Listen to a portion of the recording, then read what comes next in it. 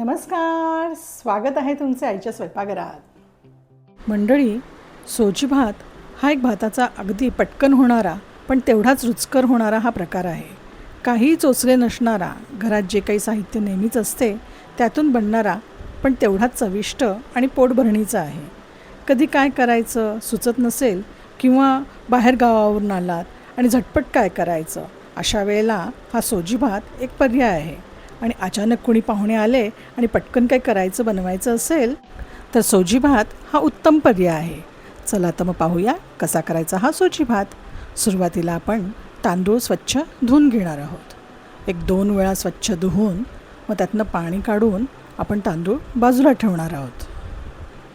पहा, इथे आपण धुवून घेतलेला आहे आणि बाजूला ठेवलेला आहे. एका जाड भांड्यात, आता हे कुकरचं जाड भांडं आहे, मी त्याच्यातच करते आहे. त्यात तेल घेतलेलं आहे. तेल तापलं की त्यात एक चक्रीफूल, लवंगा, काळी मिरी आपण टाकलेले आहेत आणि हे जिरं टाकलं आहे. एक तमालपत्र टाकलेलं आहे. हे व्यवस्थित परतून झालं की यामध्ये आपल्याला कढीपत्ता टाकायचा आहे. आता आपण हिंग टाकतो आहे आणि यावर कांदा. पहा, खडे मसाले तर आपल्या घरात नेहमी असतातच. त्यातही सगळेच ते पाहिजे असं नाही. नुसतं तमालपत्र जरी टाकलं तरी ह्याला चव येते.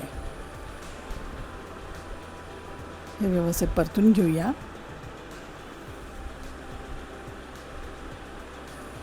आता यामध्ये आपल्याला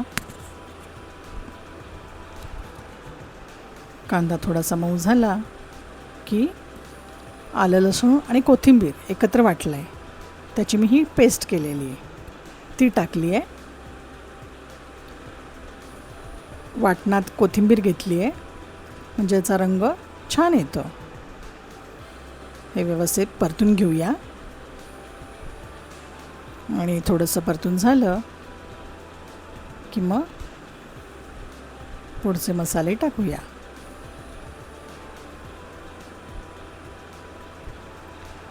आता यामध्ये हळद टाकूया,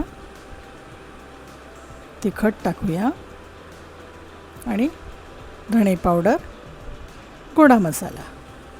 बस एवढं टाकून थोडंसं पाणी टाकते आहे म्हणजे मसाले जळायला नकोत.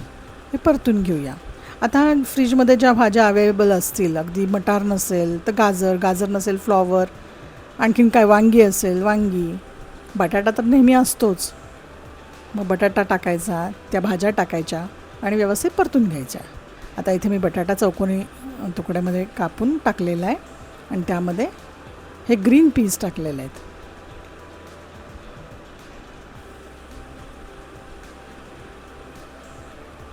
आणि परतून घेते आहे. आता यामध्ये थोडीशी किंचितशी साखर टाकते मी.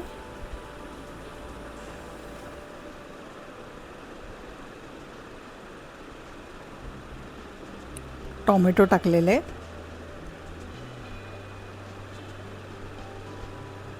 टोमॅटो थोडेसे मोठेच कापून घेतलेले आहेत, ते टाकलेले आहेत आणि यात मी मीठ पण टाकलेलं आहे. आता हे जे धुवून ठेवलेले आपण तांदूळ आहेत ते आपण यामध्ये टाकणार आहोत.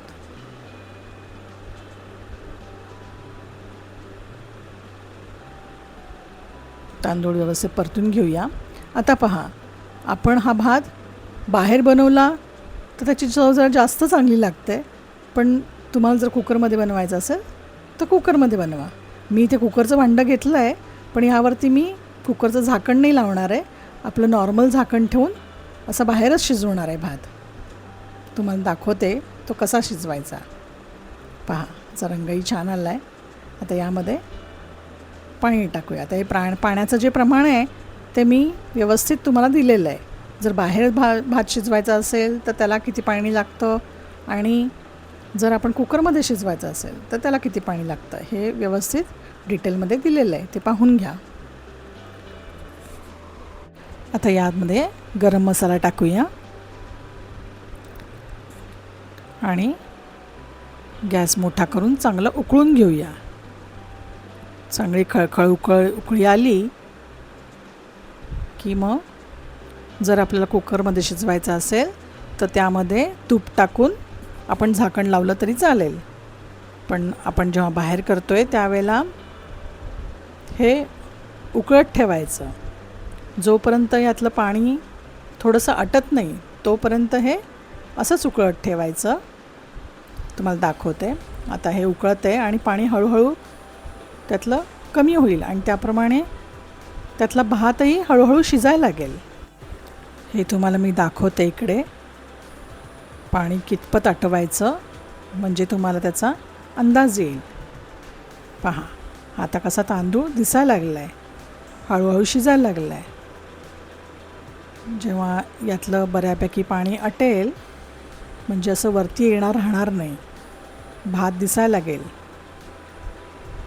त्यावेळेला आपल्याला गॅस बारीक करून या भातात तूप टाकून आपल्याला झाकण ठेवून द्यायचं आहे. पहा ह्यातली जी पाण्याची पातळी आहे ती कमी झालेली आहे. पहा भात तसा 50% शिजलेला आहे. आता आपल्याला यामध्ये तूप टाकायचं आहे आणि यावरती आपल्याला झाकण ठेवायचं आहे. हे जरासं ढवळून घेते व्यवस्थित. बघा कन्सिस्टन्सी किती आहे ती तुम्हाला दिसती आहे. आता आपण झाकण ठेवणार आहोत आणि गॅस एकदम बारीक करणार आहोत आणि एक साधारण चांगली 10 मिनटं आपण वाफ घेणार आहोत. तुमच्याकडे जर जाड पातेलं नसेल तर अशा वेळेला खाली तवा ठेवून त्याच्यावरती वाफ घेतली तरी चालणार आहे. पातेलं तव्यावरती ठेवायचं आणि झाकण ठेवून वाफ घ्यायची म्हणजे भात करपणार नाही. आपला भात बघा किती सुंदर छान तयार झालेला आहे, एकदम मोकळा आणि मस्त झालेला आहे. हा भात आपला सर्व करण्यासाठी रेडी आहे. एकदा वाफ घेतली की 5 मिनटं वाफ आपण त्यात मुरू द्यायची आणि मग झाकण काढून वाढायला घेतलं तरी चालेल. पहा काय सुंदर रंग आलेला आहे. ह्याच्यासोबत आंब्याचं लोणचं, तळलेले पापड असे घेऊन जर खाल्लं तर ह्याची चव अजून वाढते आणि तुम्हाला ही चव नक्की आवडेल अशी मला खात्री वाटते. तुम्ही करून पहा असा सोजी भात आणि कसा झाला तो मला नक्की कळवा.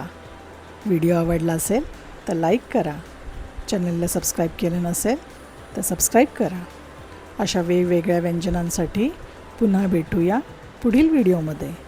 तोपर्यंत धन्यवाद.